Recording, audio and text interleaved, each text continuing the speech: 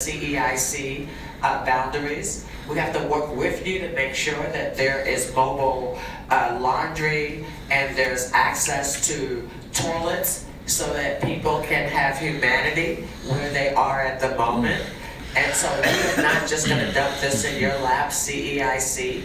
We will continue to be partners to make sure that we are actually getting the best results that we can get.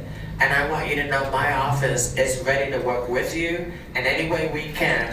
And that is also true for Right to Survive, Ibram and Lisa, and the coalition that came about. But I want the coalition to understand, the Compassionate Care Coalition to understand, the proposal that you gave to CEIC is actually a proposal that should have gone to the city. It is a city responsibility to provide all the needs that are associated with the compassionate care proposal. It is not the responsibility of private businesses to do that. The fact that we have private businesses willing to is a very positive thing. And so I am very happy to add my I vote and to say that I continue to be here and my office is here to help you make sure that we implement this as a vision. Thank you. Well, before I begin my closing remarks, I just want to expand on something Commissioner Hardesty just said, because it seems that there is misunderstanding in the room about what an ESD is and how it's funded, and I don't blame anyone in the room for having that misunderstanding, because the city doesn't always, and maybe rarely does, do a great job explaining these things to the public. So an ESD, Enhanced Service District, is an entity that the city allows business districts to set up if they so desire. It is funded through property management license fees, which are assessed on properties within that district. And CAC also has parking permit surcharges, since they have a parking permit program in their neighborhood, which not all neighborhoods do.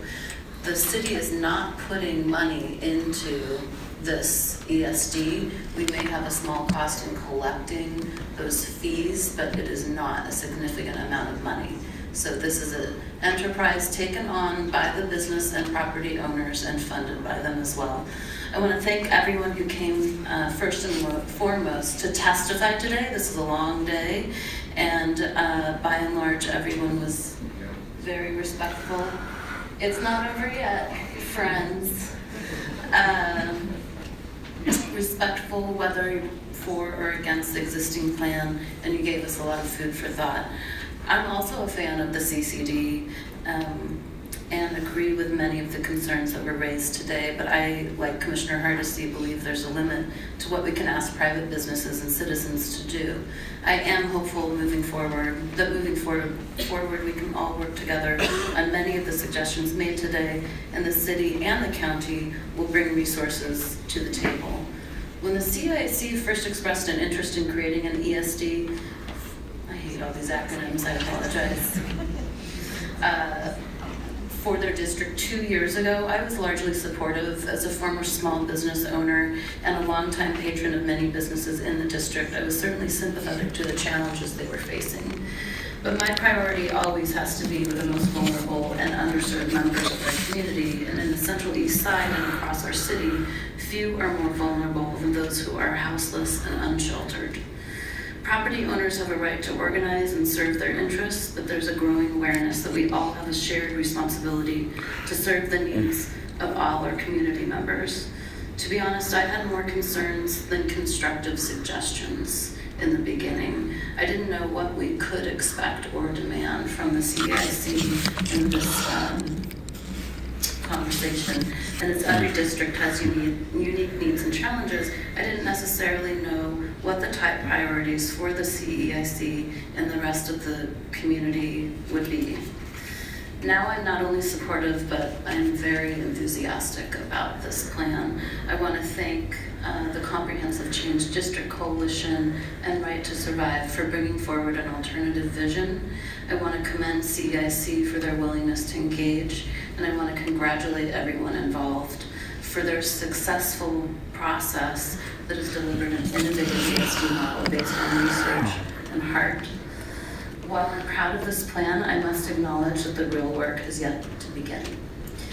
My office looks forward to continuing to work with and support the CIC and Compassionate Change to ensure that the outcomes meet the aspirations shared here today and hopefully exceed. Let's show Portland how much better we can make our communities when we work together, and let this plan set a standard and serve as a model for other districts as well as cities across the country. A little side note, I mentioned it earlier, but I want to say it again. As a commissioner in charge of transportation, my bureau owns properties across, or has right-of-way to properties across the city, and we are taking another look at all of those properties to determine which of them would be suitable for alternative shelter sites, and we very much hope to identify one within CDIC, and they and Right to Survive has agreed to collaborate with us on identifying the best location and setting that up. So, thank yous. CIC, Compassionate Change District Coalition, Right to Survive. This truly was a team effort, so I want to thank all of my colleagues and their staff for their hard work on this. I especially want to thank my Director of Policy, Jamie Duhamel, who helped initiate and facilitate the early conversations between the businesses and advocates. I'm especially proud of Jamie for the introduction of the Safety Ambassador Incident Protocol, very fancy name,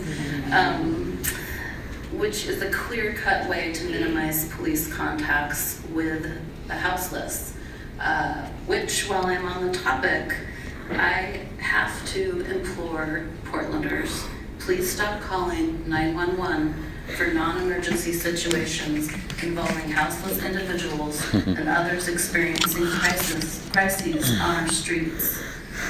While we are in the midst of a housing emergency, and being houseless is a crisis situation for the individual, unless there's a threat of imminent danger, it is not an emergency for you. It is not an emergency for the housed. Our emergency call center and police are being overwhelmed by these calls. We need to do a better job. We, the city, need to do a better job directing the public to the appropriate channels and helping the public to feel more prepared and informed in order to assist others. Please call 211, or if someone is experiencing mental health crisis, call the Mental Health Crisis Intervention Line at 503-988-4888.